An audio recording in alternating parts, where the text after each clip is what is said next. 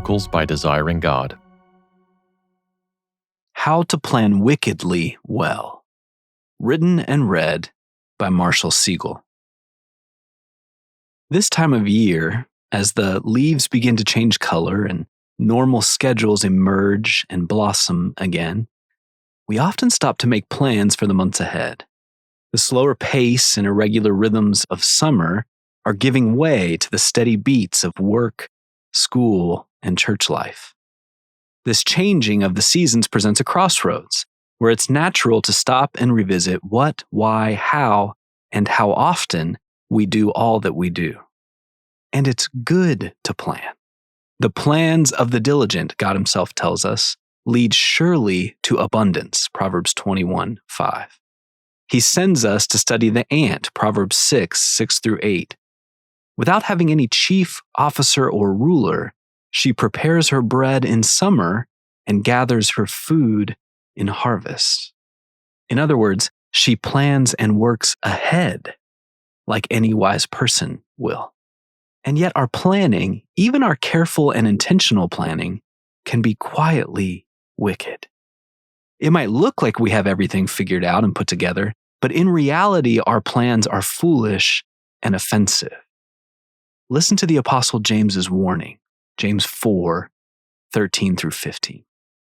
Come now, you who say today or tomorrow we will go into such and such a town and spend a year there and trade and make a profit. Yet you do not know what tomorrow will bring.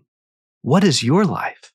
For you are a mist that appears for a little time and then vanishes. Instead, you ought to say, if the Lord wills, we will live and do this or that. Good and wicked planning. In this part of his letter, James confronts the seemingly successful men of his day. In the next few verses, he goes on to say, come now, you rich, weep and howl for the miseries that are coming upon you. You have lived on the earth in luxury and in self-indulgence. But before he gets to their greed and self-gratification, he first exposes their arrogance. Their success has made them think they know and control their futures. Come now, you who say, today or tomorrow we will go into such and such a town and spend a year there and trade and make a profit. What are these men doing wrong? They're presuming to know where they will do business and how long their business will prosper there and how much profit they'll make in the process. They've done this all before, after all, probably dozens of times. And so they've grown comfortably accustomed to success. So comfortable that they've started to presume success. Before we scoff at them, though, we might ask how often we are lulled into similar temptations. We may not be traveling to trade in foreign markets, but we all can begin to assume that God will do this or that in our work, in our marriage or parenting, in our ministry, and fall into some kind of spiritual autopilot. James presses on that tendency toward autopilot until we see the impulse for what it really is. Verses 15 and 16. You ought to say, if the Lord wills, we will live and do this or that. As it is, you boast in your arrogance. All such boasting is evil. James calls this kind of planning evil. Even if they were right about what would happen, their plans were wrong. Terribly wrong. 3 remedies for arrogance. James doesn't merely confront these arrogant men with their arrogance. He also applies what he knows about God to invite them into the paths and plans of humility. And what he shares in just a handful of verses speaks as loudly to our temptations to presumption as it did to those in his day. He reminds these men what they do not know and cannot know, what they cannot do or control in their own strength, and, more subtly, the one thing they can always do when setting out to plan another season of work, life, or ministry. In fact, the one thing they must do. First, what you don't know. Again, he begins, "Come now, you who say, today or tomorrow we will go into such and such a town and spend a year there and trade and make a profit. Yet you do not know what tomorrow will bring.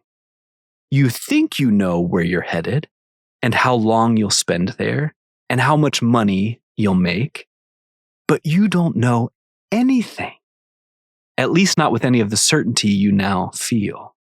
You can plan and prepare all you want, but reality might depart dramatically from what you've imagined. The business might crumble into bankruptcy, or God might suddenly quadruple your projections. The family might unexpectedly flourish, or some unthinkable tragedy might strike. Your personal ministry might experience an extended drought despite intentionality and effort, or you might see fruit you've never seen before. You cannot guarantee, much less control, what will happen this fall or this fiscal year or 5 years from now. You do not know. Do you know that? Given how easily and subtly pride swells in us all, it's deeply good, spiritually and eternally good, to be reminded just how much we do not know. Second, what you can't control. In addition to not knowing all we do not know, we can't do or control nearly as much as we tend to think. James sobers us in the next verse. What is your life? For you are a mist that appears for a little time and then vanishes.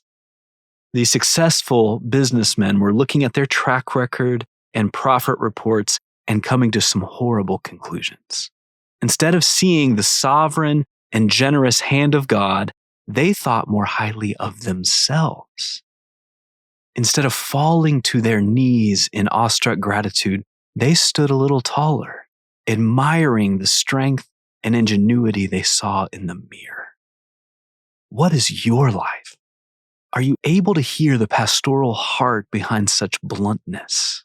What is your life? For you are a mist that appears for a little time and then vanishes. And what can a mist do?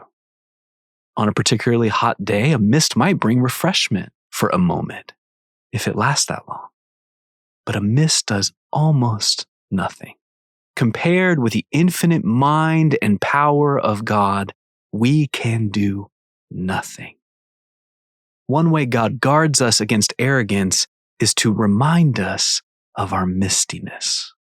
Everything that feels so big, important, and impressive in our earthly lives right now will vanish and vanish quickly. We're just a tiny burst of moisture, one that will evaporate almost immediately. God, on the other hand, knows everything there is to know, and He can do all things. He invented mists and work and us. Lastly, what you can always do. We don't know all we think we know about the future, and we can't control all we pretend to control. So can we do anything now when it comes to the next months or years? Is it futile for us to try to plan the future? No. Listen to how James guides them out of arrogance and into planning that glorifies God. Instead, you ought to say, if the Lord wills, we will live and do this or that. He doesn't tell them to stop planning. He tells them to stop planning without accounting for God. Stop planning without any reference to the most important part of planning. Positively, make your plans, all your plans, under God. The most obvious way to do this is to pray. It's simple and yet supernatural. It's quiet and yet so countercultural. As you make your plans for another year or season, kneel beneath the meticulous and pervasive sovereignty of God. Remember that you won't go anywhere or accomplish anything unless He wills. You won't live unless He wills. Does any rhythm or habit in your life say that you believe that? Is that banner still waving over all you want to do this year? Wicked passivity. James strikes one last, seemingly strange note in this paragraph on ungodly planning. Verse 17. So whoever knows the right thing to do and fails to do it, for him it is sin. How does that relate to the verses we just read? After telling them what to stop doing, he turns here and ends with a verse about the dangers of passivity. Given what we've already seen, it seems like the first right thing to do would be to acknowledge God in all we do. And not only to acknowledge His sovereignty over our lives, but to actively seek His help and guidance in them. Prayer is not a passive acknowledgement of God. Prayer is anything but passive.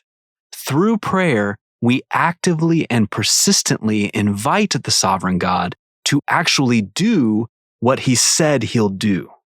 And very often, can you believe this? He chooses to accomplish those infinite, eternal plans by our small, modest, and secret prayers. However, this verse is about more than prayer, as glorious and powerful as prayer is. When James says whoever knows the right thing to do and fails to do it, he's talking about every kind of sinful inactivity. He's already warned us about an evil kind of proactivity, making plans and attempting work without reliance on God. Now he warns us about an evil passivity, knowing the hard things God has called us to do, and yet refusing to do them. Full-hearted faith in the sovereignty of God overall doesn't lead to retreat or inaction. No, this kind of faith sets a life on fire with purpose, conviction, and determination. So what hard thing has God called you to do this year? Where are you tempted to shy away from a fuller, more costly obedience to Jesus? In your work or studies, in the local church, in evangelism and discipleship, in marriage and parenting. Resolve now to do the right things you know to do, and to do them at every step in prayerful dependence on God. For more resources, visit desiringgod.org.